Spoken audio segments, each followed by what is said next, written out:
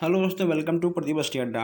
दोस्तों, आज हम लोग यहाँ पर देखने वाले हैं यूपी पेट एग्जाम में आने वाले भौतिक विज्ञान से very very most important questions है। UP triple SC PET exam में भौतिक विज्ञान से जितने भी आपके क्वेश्चंस बनते हैं, आज हम लोग उन सभी प्रश्नों को देखने वाले हैं। मैं यहाँ पे आपको बता दूं कि भौतिक विज्ञान में कहीं ना कहीं काफ़ी अधिक प्रश्न हैं, इसलिए यह आपका 2 पार्ट में आएगा। ओके दोस्तों, ये आपका पेट प्रश्न पत्र फर्स्ट होगा, इसका सेकंड पार्ट भी आएगा। अगर आप हर क्लास कंटिन्यू लेते हो, हर practice set, solved unsolved paper, अगर हर चीज़ आप कंटिन्यू लेते हो तो कहीं ना कहीं आपका 80+ आने का चांस बन जाएगा। दोस्तों, आप कोचिंग कहीं भी कर रहे हो, लेकिन अगर आपको प्रैक्टिस करना है तो आपको प्रैक्टिस हमारे साथ ही करना होगा। तो आप लोग एक बार अच्छे से इस क्लास को अपने दोस्तों तक शेयर कर दीजिए। आपके एक लाइक, एक शेयर और एक कमेंट से कहीं ना कहीं हमें थोड़ा सा मोटिवेशन मिलता है। जितना आप मुझे मोटिवेट रखोगे, उतने ही अच्छे अच्छे क्लास आपको कंटिन्यू मिलते रहेंगे। चलिए हम लोग देखते हैं आज का पहला प्रश्न। आज हम लोग यहाँ पर भौतिक विज्ञान के प्रश्नों को कवर करने वाले हैं। यहाँ पे आपका पहला प्रश्न है कि कार्य का मात्रक क्या होता है? जूल होता है, न्यूटन, वाट या फिर डाइन होता है? अगर हम कार्य के मात्रक की बात करें, इसमें आपका जूल बिल्कुल सही हो जाएगा। ठीक है, इसमें आपका ए वाला बिल्कुल सही हो जाएगा। नेक्स्ट यहाँ पे आपका है कि प्रकाश वर्ष, प्रकाश वर्ष इकाई है। प्रकाश वर्ष किसकी इकाई है, ये यहाँ पे आपको बताना है। दूरी की, समय की, प्रकाश तीव्रता की या फिर ये सभी की। अगर प्रकाश वर्ष की बात की जाएगी, प्रकाश वर्ष की इकाई की बात की जाएगी, इसमें आपका दूरी बिल्कुल सही हो जाएगा। आइए आगे बढ़ते हैं। नेक्स्ट यहाँ पे आपसे कहा गया है कि खाद्य ऊर्जा को हम किस इकाई में माप सकते हैं? केल्विन में, जूल में, कैलोरी में या फिर अग्र में? इसमें आपका क्या होगा? इसमें आपका कैलोरी बिल्कुल सही हो जाएगा। ओके दोस्तों, कैलोरी आपका बिल्कुल सही हो जाएगा। नेक्स्ट यहाँ पे आपका है डेसिबल किसे मापने के लिए प्रयोग में लाया जाता है? रक्त में हीमोग्लोबिन, वातावरण में ध्वनि, पेशाब में शक्कर, यानी दोस्तों उसके बाद आपका वायु में जलवाष्प। डेसिबल की बात की जाएगी तो दोस्तों डेसिबल में आपका वातावरण में ध्वनि। ठीक है दोस्तों, ध्वनि के बल को नापने के लिए डेसिबल का प्रयोग किया जाता है। चौथे का आपका बी वाला बिल्कुल सही हो जाएगा। चलिए आगे बढ़ते हैं।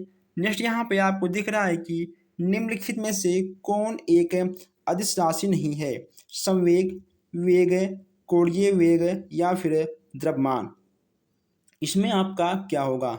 अगर हम इसके आंसर की बात करें, इसमें आपका हो जाएगा द्रव्यमान। ठीक है दोस्तों, द्रव्यमान आपका बिल्कुल सही हो जाएगा। नेक्स्ट यहाँ पे आपका है कि निम्न में से कौन सी अदिश राशि है? वेग है, द्रव्यमान है, समय है या फिर लंबाई है?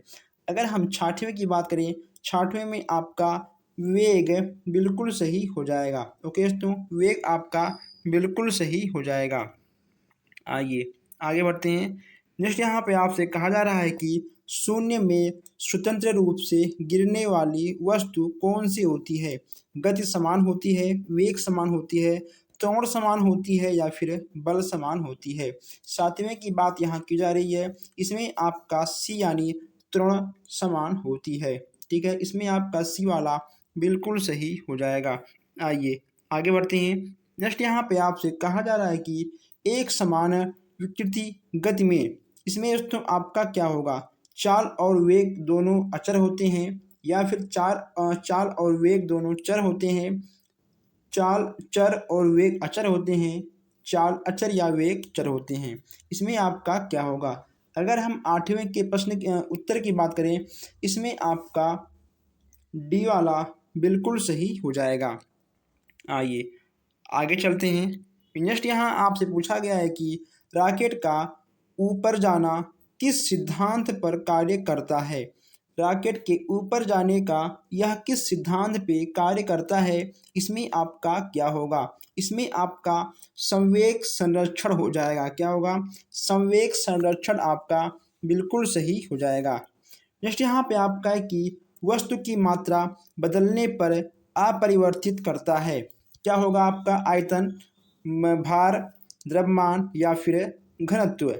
वस्तु की मात्रा बदलने पर अपरिवर्तित रहता है, इसमें आपका क्या होगा? इसमें आपका घनत्व बिल्कुल सही हो जाएगा। ओके दोस्तों, इसमें आपका घनत्व बिल्कुल सही हो जाएगा। चलिए आइए, यहाँ पे आपका है 11वां प्रश्न। 11वां आपसे कहा जा रहा है कि जल में तैरना न्यूटन की गति के किस नियम के कारण संभव है? प्रथम नियम, द्वितीय नियम, तृतीय नियम या ये सभी? 11वें के उत्तर की बात करें, इसमें आपका तृतीय नियम हो जाएगा। ठीक है दोस्तों, न्यूटन के गति के नियम की बात की जा रही है, तृतीय आपका बिल्कुल सही हो जाएगा। चलिए आगे बढ़ते हैं हम लोग। अब दोस्तों यहाँ से थोड़ा हम तेज चलेंगे ताकि आप लोग कम टाइम में अधिक से अधिक प्रश्नों को कवर कर सको। देखिए यहाँ पे आपसे कहा जा रहा है कि न्यूटन की गति का प्रथम नियम कहलाता है, आपका क्या कहलाएगा? इसमें आपका हो जाएगा जड़त्व का नियम। ठीक है, ए वाला आपका बिल्कुल सही हो जाएगा। यहाँ पे नेक्स्ट आपसे कहा जा रहा है कि डायनमो ऊर्जा का रूपांतरण करता है, विद्युत ऊर्जा से यांत्रिक में, यांत्रिक से विद्युत में, ऊष्मा से यांत्रिक में या फिर रासायनिक ऊर्जा से विद्युत ऊर्जा में। 13वें की बात करें, इसमें आपका यांत्रिक ऊर्जा का विद्युत ऊर्जा बिल्कुल सही हो जाएगा। चलिए आगे बढ़ते हैं। नेक्स्ट यहाँ पे आपका है माइक्रोफोन। माइक्रोफोन ऊर्जा का रूपांतरण करता है, विद्युत ऊर्जा से ध्वनि में, ध्वनि से यांत्रिक में, ध्वनि ऊर्जा से विद्युत में या फिर यांत्रिक ऊर्जा को ध्वनि में। 14वें के उत्तर की बात करें, यह आपका विद्युत ऊर्जा को ध्वनि ऊर्जा में चेंज करता है। इन चीज़ों पर हम आगे बात कर लिए थे जब हमने आपको थ्योरी क्लास दिया था उस टाइम पे। ठीक है, अगर आपने नहीं देखा है तो उसका लिंक आपको डिस्क्रिप्शन में मिल जाएगा। डिस्क्रिप्शन में आपको व्हाट्सएप ग्रुप का लिंक और जितनी भी क्लास अभी तक चल रहे थे उसका भी लिंक आपको डिस्क्रिप्शन में मिल जाएगा। सौर सेल बनाए जाते हैं, सौर सेल आपके किससे बनाए जाते हैं? इसमें आपका हो जाएगा सिलिकॉन और गैलियम। ए और बी आपका दोनों बिल्कुल सही हो जाएगा। नेक्स्ट यहाँ पे आपका कि गहराई बढ़ने पर द्रव का दाब घटता है, बढ़ता है या फिर अपरिवर्तित रहता है, घनत्व पर निर्भर करता है। गहराई बढ़ने पर द्रव का दाब क्या होगा? 16वें के आंसर की बात करें, इसमें आपका हो जाएगा बढ़ता है। ठीक है, बढ़ता है यानी आपका बी वाला बिल्कुल सही हो जाएगा। चलिए नेक्स्ट यहाँ पे आपको देखने को मिल रहा है कि बर्फ पर स्केटिंग करना प्रदर्शित करता है कि दाब बढ़ने पर बर्फ का गलनांक बढ़ता है, घटता है, अपरिवर्तित होता है, पहले बढ़ता है फिर घटता है। बर्फ पर स्केटिंग करने के दबाव के बारे में यहाँ पे आपसे पूछा जा रहा है, इसमें आपका हो जाएगा घटता है। ठीक है, घटता है यानी आपका बी वाला बिल्कुल सही हो जाएगा। चलिए नेक्स्ट यहाँ पे आपका है कि ऊंचाई पर चढ़ता हुआ व्यक्ति आगे की ओर क्यों झुक जाता है? तेज चलने के लिए, फिसलने से बचने के लिए, स्थायित्व बढ़ने के लिए, इन सभी के लिए। अगर तो आप ऊंचाई पर चलते हो तो आप झुक जाते हो, अगर आप नीचे आते हो ढलान की ओर तो आप पीछे की ओर हो जाते हो। आखिर ऐसा क्यों होता है?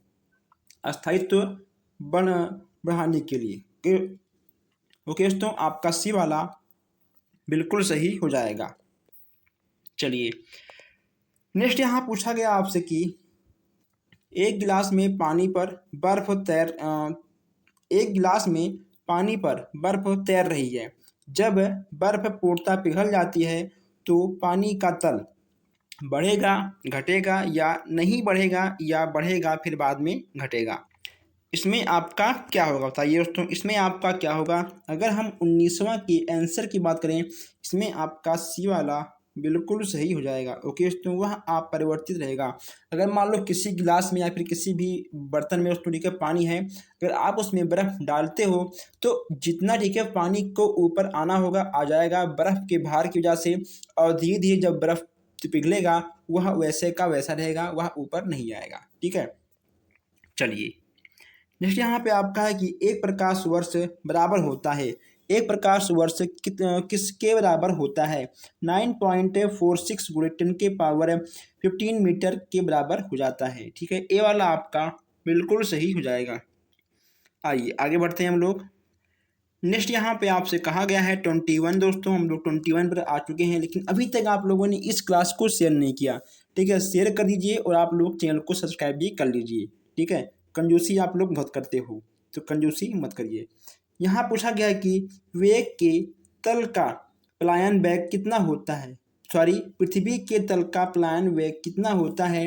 आपका हो जाएगा 11.2 मिलीमीटर प्रति सेकेंड। ओके दोस्तों, सॉरी, ठीक है, किलोमीटर 11.2 किलोमीटर प्रति सेकंड 11.2 हो जाएगा। ठीक है, आपका ये वाला बिल्कुल सही हो जाएगा। अब यहाँ पूछा गया है आपसे कि चाबी भरी, ठीक है, तो चाबी भरी घड़ी में कौन सी ऊर्जा लगती है? ऊर्जा की बात की जा रही है। आप लोगों ने तो देखा ही होगा दूसरी के पहले आते थे चाबी तो भरने वाली घड़ी, अब शायद बहुत कम देखने को मिलता है। अगर आपने देखा होगा तो बताइए उसमें कौन सी ऊर्जा लगती है?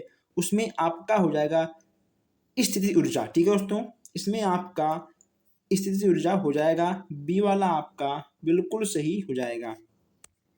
झूला झूलती हुई लड़की, यहाँ देखिए आप लोग, झूला झूलती हुई लड़की अगर खड़ी हो जाए तो दोलन का अप अपवर्तन काल क्या होगा? कम हो जाता है, बढ़ जाता है, अपरिवर्तित होगा, या इनमें से कोई नहीं होगा? ओके दोस्तों, अगर हम 23 की बात करें तो दोस्तों कम हो जाएगा। ठीक है, कम हो जाएगा, यानी आपका ए वाला बिल्कुल सही हो जाएगा। पानी का घनत्व अधिकतम होता है 0 सेल्सियस पर, 2 सेल्सियस पर, 4 या 5। इसमें आपका क्या होगा? 24 की बात करें, इसमें आपका होगा 4 सेल्सियस पर। ठीक है, सी वाला आपका बिल्कुल सही हो जाएगा। आइए आगे बढ़ते हैं। नेक्स्ट यहाँ पे आपको दिख रहा है कि वर्षा की बूंदें गोलाकार होती हैं। वर्षा की बूंदें गोलाकार क्यों होती हैं? इसमें आपका हो जाएगा सतही तनाव के कारण। ओके दोस्तों, ए वाला आपका बिल्कुल सही हो जाएगा। नेक्स्ट यहाँ पूछा गया है आपसे 26 है, ध्वनि तरंगों की प्रक्रिया होती है। ध्वनि तरंगों की, दोस्तों ध्वनि तरंगों की प्राकृत होती है, बताइए आप लोग ध्वनि तरंगों की प्राकृत कैसे होती है? 26 की बात यहाँ की जा रही है। इसमें आपका हो जाएगा अनुदैर्ध्य। ठीक है, बी वाला आपका बिल्कुल सही हो जाएगा। ऐसे प्रश्न आपको एग्जाम में देखने को मिल जाते हैं। जैसे यहाँ पे आपसे कहा गया है कि निकट आदि किसी रेलगाड़ी की सीटी की आवृत्ति या तीक्ष्णता बढ़ती जाती है, ऐसा किस कारण होता है? 27 की बात करें, यह आपका हो जाएगा डॉपलर प्रभाव से। ठीक है दोस्तों, डॉपलर प्रभाव से आपका ऐसा होता है। चलिए, सोनार अधिकांश प्रयोग में लाया जाता है। अब यहाँ दोस्तों सोनार की बात की जा रही है। ठीक है, सोनार अधिकांश, ओके दोस्तों, यानी अधिक से अधिक। ठीक है दोस्तों, अधिक से अधिक प्रयोग में लाया जाता है। किसमें किसमें अधिक से अधिक प्रयोग में लाया जाता है? 28 की बात यहाँ की जा रही है। इसमें आपका जाएगा नाविकों द्वारा। ठीक है, ये वाला आपका बिल्कुल सही हो जाएगा। नेक्स्ट यहाँ पे आपका है कि ध्वनि तरंगे किसके कारण प्रतिध्वनि उत्पन्न करती हैं? ध्वनि तरंगों की बात की जा रही है। 29 में आपका परावर्तन हो जाएगा। ठीक है, परावर्तन यानी आपका सी वाला बिल्कुल सही हो जाएगा। नेक्स्ट यहाँ पे आपका है कि रेडियो का समस्वरण स्टेशन उदाहरण है। इसका दोस्तों आपका क्या होगा? रेडियो का समस्वरण स्टेशन उदाहरण है, यह आपका क्या होगा? 30वां की बात करें, इसमें आपका अनुदान बिल्कुल सही हो जाएगा। ठीक है दोस्तों, इसमें आपका अनुदान बिल्कुल सही हो जाएगा। आइए आगे बढ़ते हैं हम लोग।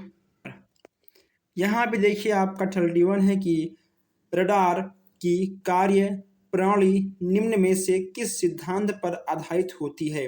रेडियो तरंगों के परावर्तन पर, रेडियो तरंगों के अपवर्तन पर, डॉपलर पर या फिर रमण प्रभाव पर। 31 की बात करें, इसमें आपका रेडियो तरंगों का परिवर्तन पर हो जाएगा। ध्वनि की चाल अधिकतम होती है। ध्वनि की चाल सबसे अधिक किसमें होती है? आपका हो जाएगा ठोस में, ठीक है। ध्वनि की चाल सबसे अधिक आपको ठोस में देखने को मिल जाएगा। नेक्स्ट यहाँ पे आपका है कि वायु में ध्वनि का वेग कैसा होता है? ताप के बढ़ने से घटता है, ताप के बढ़ने से बढ़ता है, ताप के घटने से बढ़ता है, या फिर उपरोक्त में से कोई नहीं। वायु की ध्वनि के वेग के बारे में बात यहाँ पे किया जा रहा है। इसमें आपका होगा ताप के बढ़ने से बढ़ता है। ओके दोस्तों, चलिए नेक्स्ट यहाँ पूछा गया आपसे कि स्त्रियों की आवाज़ पुरुषों की आवाज़ से किस कारण पतली होती है? 34 की बात करें, 34 में आपका ए वाला बिल्कुल सही हो जाएगा। ओके दोस्तों, ए वाला आपका बिल्कुल सही हो जाएगा। आइए आगे बढ़ते हैं। नेक्स्ट यहाँ पूछा गया है दोस्तों कि श्रव्य परिसर में ध्वनि तरंगों की आवृत्ति क्या होती है? 35 की बात करें, इसमें आपका 20 एस जेड से लेकर 20,000 एस जेड तक हो जाएगा। आवृत्ति की मात्रा की बात यहाँ की जा रही है। आवृत्ति की मात्रा की बात यहाँ की जा रही है। 36 की बात करें, इसकी मात्रा क्या होगा? आपका हर्ट्ज से हो जाएगा, ठीक है। इसमें आपका डी वाला बिल्कुल सही हो जाएगा। वायु में ध्वनि की चाल की बात की जा रही है। 37 में आपका हो जाएगा 332 मीटर प्रति सेकंड, ठीक है। ध्वनि की चाल की बात, वायु में ध्वनि की चाल की बात की जा रही थी। नेक्स्ट यहाँ पे आपका है कि मानव शरीर का तापमान 98.6 फ़ारेनहाइट होता है। सेल्सियस में कितना होगा? सेल्सियस में पूछा गया है। इसमें आपका 37 हो जाएगा। ओके दोस्तों, 37 सेल्सियस आपका हो जाएगा। जब भी आपको बुखार होता है, जब डॉक्टर आपके बॉडी के टेम्परेचर को नापते हैं तो वह आपका फ़ारेनहाइट में ही नापते हैं, ठीक है। फ़ारेनहाइट में ही आपके बॉडी का टेम्परेचर नापते हैं। इसके यहाँ पे आपका है कि किस तापमान पर सेल्सियस तथा और फ़ारेनहाइट तापमापियों के मापन एक समान होंगे?